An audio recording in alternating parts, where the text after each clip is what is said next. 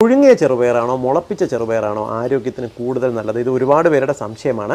എന്നാൽ നമുക്ക് ഒരേ സമയം തന്നെ മുളപ്പിച്ച ചെറുപയറും നല്ലതാണ്, എന്നാൽ പുഴുങ്ങിയ ചെറുപയറും കഴിക്കാം. രണ്ട് തരത്തിലാണ് ശരീരത്തിന് ഗുണകരമാകുന്നതെന്ന് മാത്രം. 100 ഗ്രാം പുഴുങ്ങിയ ചെറുപയറിനകത്ത് ഏകദേശം 18 മുതൽ 24 ഗ്രാം വരെ പ്രോട്ടീൻ അടങ്ങിയിട്ടുണ്ട്.